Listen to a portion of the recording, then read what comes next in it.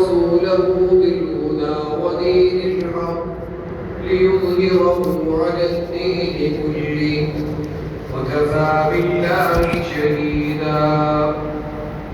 محمد رسول الله والذين معه أشداء على الكفار رحماء بينهم تراهم ركعا سجدا. صدقت يا رب العالمين. قال النبي صلى الله عليه وسلم: أنا خاتم النبيين لا نبي بعدي. وقال النبي صلى الله عليه وسلم: إنما بعثت معلما، أو كما قال عليه الصلاة والسلام.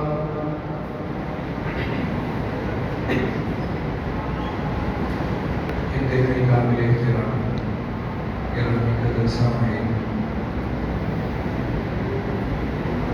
ربیع الاول کا آج پہلا جمعۃ المبارک ہے. حضور اقدس صلی اللہ علیہ وسلم کا امتی ہونا یہ اس کائنات میں اللہ تعالیٰ کی طرف سے مادی اور روحانی ملنے والے انعامات میں سے بہت بڑا انعام ہے. یہ وہ انعام ہے، یہ وہ نعمت ہے جس کی چاہت انبیاء کرام نے کی، جس امت میں آنے کی خواہش جلیل القدر انبیاء نے کی.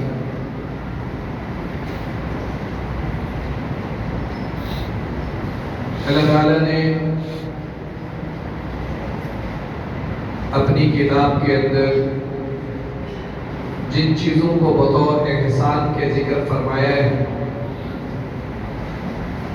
ان میں حضور اقدس صلی اللہ علیہ وسلم کی بعثت ہے. هو الذي بعث في الأميين رسولا منهم يتلو عليهم آياته ويزكيهم ويعلمهم الكتاب والحكمة لقد من الله على المؤمنين إذ بعث فيهم رسولا. حضور اقدس صلی اللہ علیہ وسلم کی زندگی، آپ کی حیات مبارکہ، جسے اللہ تعالیٰ نے اس کائنات کے انسانوں کے لیے رول ماڈل قرار دیے ہے، 23 سالہ نبوت کی زندگی بہت کٹھن زندگی، بہت آزمائشوں سے بھری ہوئی زندگی ہے، دکھوں اور تکلیفوں سے بھری ہوئی زندگی ہے. حضور اقدس صلی اللہ علیہ وسلم کی زندگی کو سمجھنا یہ ہر امتی کی ذمہ داری ہے،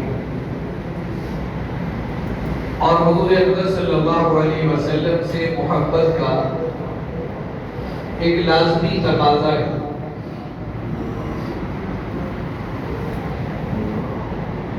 آپ نے جو مکہ کے اندر زندگی گزاری، اس زندگی میں ایک بڑا واقعہ طائف کا سفر ہے. یہ اتنا بڑا واقعہ ہے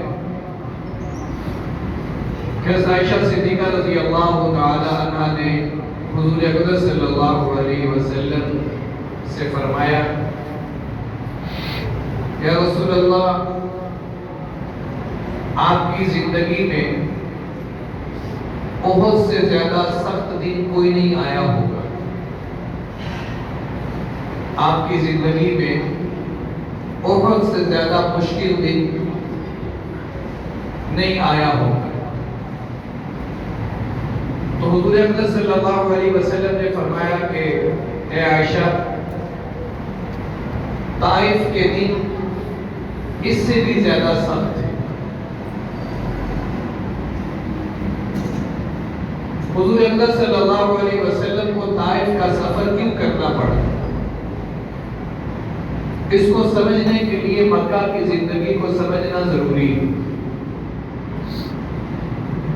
نبوت کے 5ویں سال میں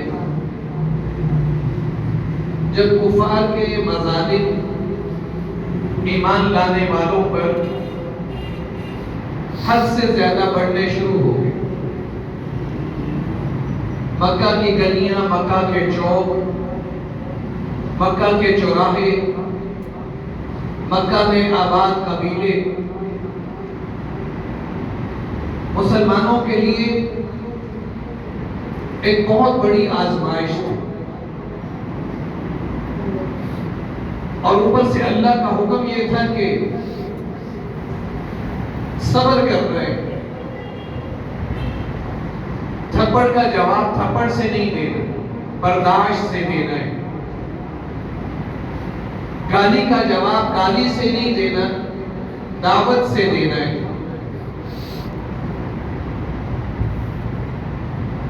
زد و کوب کا جواب اللہ کی وحدانیت سے دینا ہے۔ اور ایسا دور تھا کہ جب مکہ کے حالات انسان پڑھتا ہے تو انسان کے رونگٹے کھڑے ہو جاتے ہیں۔ یقین کیجئے کہ اگر آپ دل کی آنکھوں سے ایک دفعہ وہ حالات کسی بھی سیرت کی کتاب میں پڑھ لیں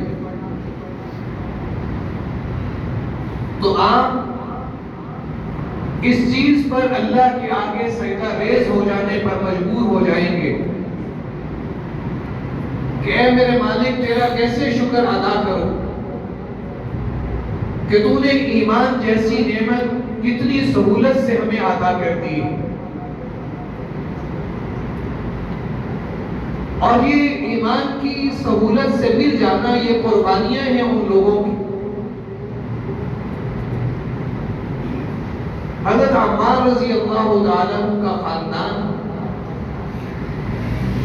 یہ اصل میں عربوں کے جو اصل خاندان ہے جو قحطان قبیلہ کہلاتا ہے،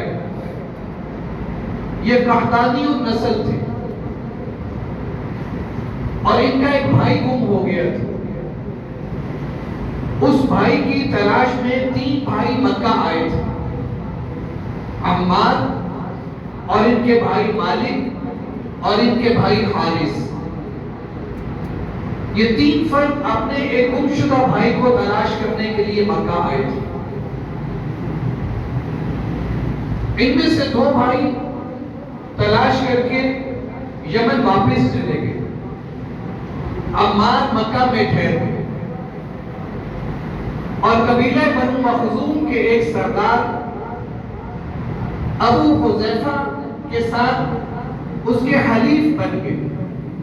عربوں میں قبائلی کلچر بہت اہمیت رکھتا تھا۔ حلیف بنانے کا مطلب یہ ہوتا تھا کہ تیری جان میری جان، تیرا مال میرا، میرا مال تیرا، تیرے دوست میرے دوست، تیرے دشمن میرے دشمن۔ تو اس سردار میں ابو حذیفہ مخزومی نے اس کی ایک کنیز تھی جن کا نام سمیہ تھا، اس سمیہ سے حضرت عمار کی شادی کروا دی۔ حضرت یاسر کی شادی کروا دی، اس سے پھر حضرت عمار رضی اللہ تعالیٰ عنہ کی پیدائش ہوئی، اور آپ کے ایک اور بھائی عبداللہ پیدا ہوئے، اور پھر مکہ کے اندر حضور اکرم صلی اللہ علیہ وسلم کی نبوت کا سورج طلوع ہوا۔ تو یہ پورا خاندان حضور اکرم صلی اللہ علیہ وسلم پر ایمان لائے، اور یہ ایمان لانے والوں میں سے پہلے 10 لوگوں میں سے، اور اس زمانے میں ایمان لائے کہ ایمان لانا کوئی آسان کام نہیں تھا۔ ابو حذیفہ مخزومی جس کے ساتھ یہ حلیف بنے، جب تک وہ زندہ رہا یہ اس کے ساتھ رہے. اس کے مرنے کے بعد اب ان کی مکہ میں کوئی رشتہ داری نہیں تھی، مکہ میں ان کا کوئی تعلق نہیں تھی، یہ تو یمن کے رہنے والے تھے. تو انہیں پھر یوں تختہ مشق بنایا گیا کہ سیرت کی کتابوں میں لکھا ہے کہ حضور اقدس صلی اللہ علیہ وسلم جب اس خاندان کے پاس سے گزرتے تو مکے کے لوگ اجتماعی طور پر ان کو مارا کرتے تھے، مار رہے ہوتے تھے. تو آپ کہتے ہیں اصبروا یا آل یاسر، اے آل یاسر صبر کرو، اے آل یاسر اللہ تمہاری مغفرت فرمائے، اے آل یاسر اللہ تمہیں جنت کے اندر اعلیٰ مقام دے. اور حضور اکرم صلی اللہ علیہ وسلم نے ایک دن دیکھا کہ آگ کے انگارے اور ان انگاروں کے اوپر حضرت یاسر رضی اللہ تعالیٰ نے اپنے خاندان کے ساتھ لٹائے گئے. اس وقت حضور اکرم صلی اللہ علیہ وسلم نے فرمایا قُلْ يَا نَارُ كُونِي بَرْدًا عَلَىٰ آلِ یاسر کما کنت ابراہیم، اے اللہ کی آگ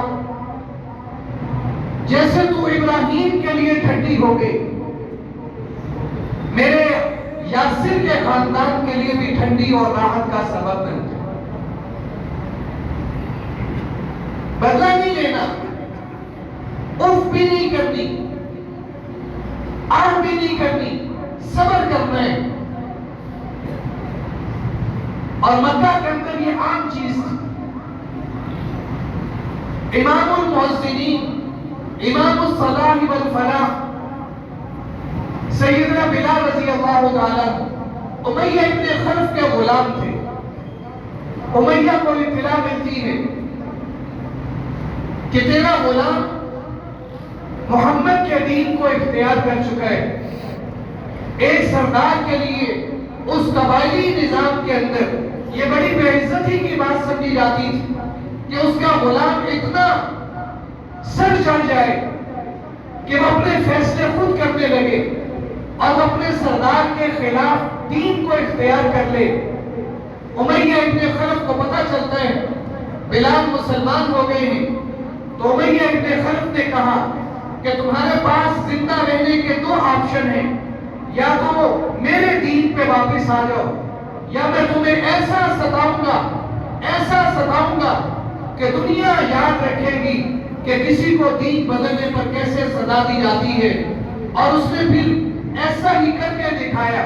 اس کے اور غلام تھے، جب مکہ کی گرمی پورے عروج پہ ہوتی وہ اپنے غلاموں سے کہتا کہ بلال کو پکڑو اور باہر آبادی سے باہر لے جاؤ اور گرم پہاڑ کو، جو پہاڑوں میں سب سے زیادہ گرم ہو، اس کے جسم سے کپڑے اتار دو، اسے اس پتھر پر لٹا دو اور پھر لٹایا جاتا اور پھر سینے پہ پتھر رکھا جاتا. اور اس وقت حضرت بلال اپنی زبان سے یہ کہتے اے اللہ یہ کہتے ہیں میں تجھے چھوڑ دوں، اے اللہ یہ لوگ کہتے ہیں میں تیرے حبیب کو چھوڑ دوں، اے اللہ میں تجھے کیسے چھوڑ سکتا ہوں. اور اس وقت کہتے اس کائنات کا رب صرف ایک اللہ ہے. یہ کہنا اس مسجد کے ماحول میں، ان پنکھوں کے اندر، ان اے سی کے ماحول میں، امن و امان کے ماحول میں یہ بات بڑی آسان ہے کہ میں آپ کے سامنے کہہ رہا ہوں کہ اس کائنات کا رب اللہ ہے. میں آپ کو بتا رہا ہوں کہ اس کائنات کا رب اللہ ہے. بڑا آسان ہے. آپ سب سننے والے ہو، آپ سننے والے وہ ہو جو اس رب کو ماننے والے ہو، آپ سب سننے والے وہ ہو جو اس نبی کی امتی ہو. آپ سن رہے ہو، میں سنا رہا ہوں. نہ آپ کو کوئی ڈر ہے، نہ مجھے کوئی ڈر ہے، نہ آپ کو کوئی خوف ہے، نہ مجھے کوئی خوف ہے. آج سے 1400 سال پہلے مکہ کے اندر یہ کہنا کوئی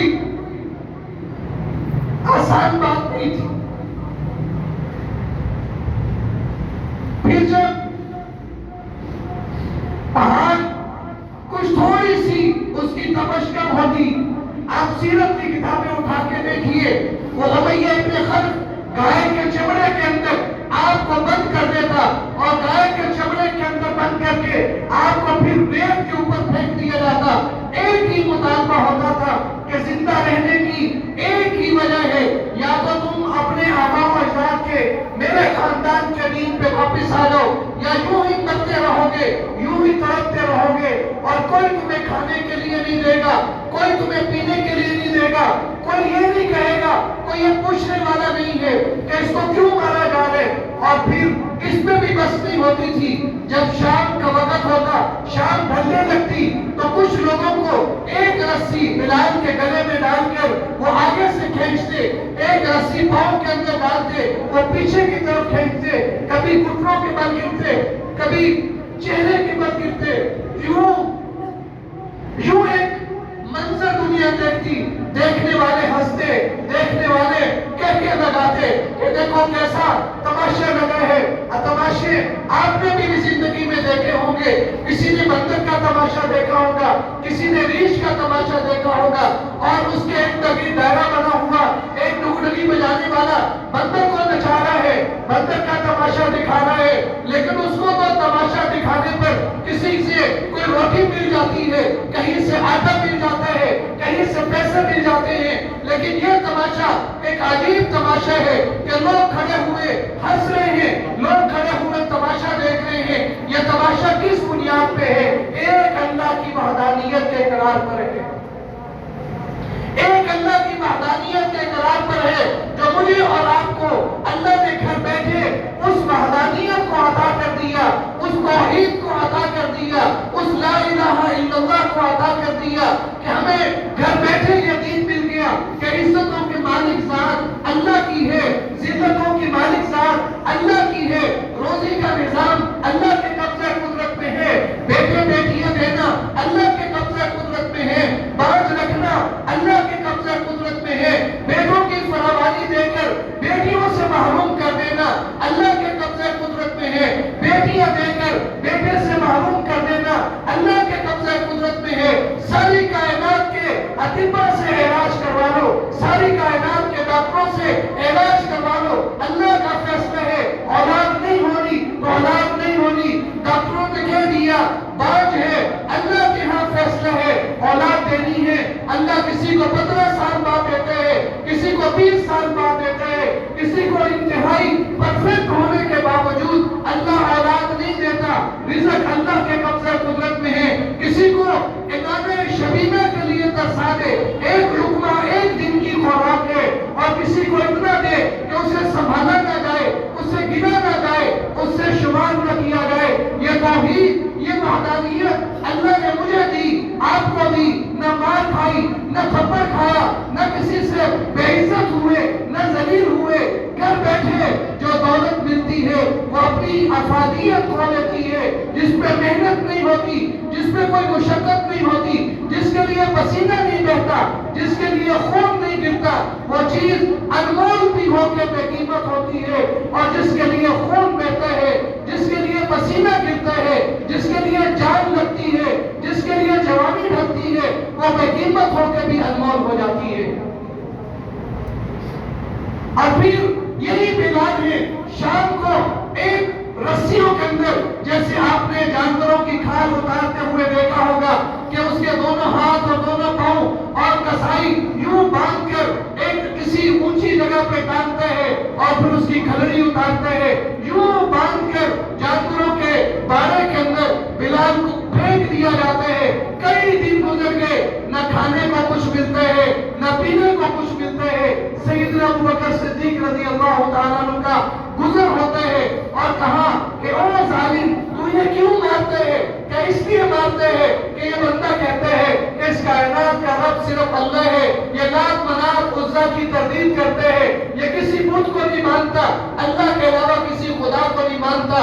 وہ امیہ ابن خلف کہتے ہیں اگر تجھے اتنا ہی ترس آتا ہے تو خرید لے، اور اپنا فلاں غلام جو بڑا طاقتور ہے، جو بڑا سمجھدار ہے، بڑا کاروبار کرنے والے ہیں، وہ تو مجھے دے دے. ابو بکر کہتے ہیں سودا منظور ہے، اور ابو بکر بلال کو خرید کر آزاد کر دیتے ہیں۔ حضور اقدس صلی اللہ علیہ وسلم کو یہ اللہ تعالیٰ نے جبرائیل علیہ السلام کو بھیجا اور فرمایا کہ ابو بکر کو کہیے اللہ کو یہ تجارت بڑی پسند آئی ہے، آپ یقین کیجئے کہ مال وہ ہوتا ہے جو اللہ کے راستے میں اللہ کے نام پہ خرچ ہو گئے۔ مکہ کے بڑے تاجر ہیں، 40,000 درہم اللہ کے دین پہ یوں قربان کر دیے کہ جسم کے اوپر لباس باقی نہ رہا، اور تاج پہن لیے، اور تاج پہن کر اللہ کے دربار میں اللہ کے حبیب کے دربار میں حاضر ہوئے اور کہا اے ابو بکر تیری کیا حالت ہے، تو نے اپنے گھر کے اندر کیا چھوڑا؟ کہا کہ اللہ اور اللہ کے رسول کا نام چھوڑا ہے۔ کبھی یوں بھی دولت کو خرچ کرنا سیکھیں کہ اللہ کے نام پہ قربان کر دیں، اللہ کے نام پہ لوٹا دیں۔ اللہ کسی کا ادھار نہیں رکھتا، اللہ کسی کا قرض نہیں رکھتا۔ اللہ کی ذات بڑی غیرت والی ذات ہے، اور مال جب انسان اللہ کے راستے میں دیتے ہیں، اللہ کا دنیا میں وعدہ ہے اللہ کے دیے ہوئے میں سے خرچ کرو، تمہارا نہیں تھا، مما ينفقون جو ہم نے دیا اس میں سے خرچ کرو، تمہیں 10 گنا دنیا کے اندر واپس کریں گے اور آخرت کے اندر 90 گنا واپس کریں گے۔ اس اللہ سے تجارت کرنا سیکھو جو تجارت ابو بکر صدیق نے کرنا سیکھی کہ 40,000 درہم جو پوری کمائی، پوری جمع پونجی ساری کی ساری کہیں بلال کو خریدنے پہ آزاد کر دی، کہیں ابو فقیہ کو خریدنے پہ آزاد کر دی، کہیں زنیرہ کو خریدنے پہ آزاد کر دی۔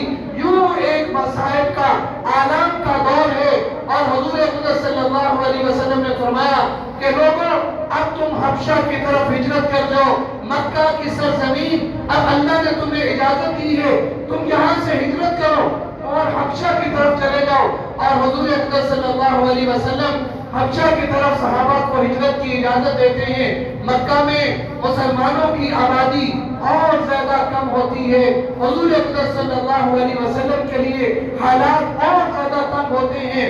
5 ہجری میں بھی صحابہ ہجرت کر کے حبشہ کی طرف جا رہے ہیں، 6 ہجری میں بھی ہجرت کر کے حبشہ کی طرف جا رہے ہیں، 7 ہجری کے اندر 7 نبوی کے اندر حضور اقدس صلی اللہ علیہ وسلم کے خلاف ایک میٹنگ بیٹھتی ہے، اور وہ میٹنگ یہ فیصلہ کرتی ہے کہ بنو ہاشم کا مقاطعہ کر دیا جائے، بنو ہاشم کا سوشل بائیکاٹ کر دیا جائے، نہ ان سے رشتہ دیا جائے، نہ ان سے رشتہ لیا جائے، نہ ان کو رشتہ دیا جائے، نہ ان سے کوئی خوراک خریدی جائے، نہ ان کو کوئی خوراک بیچی جائے۔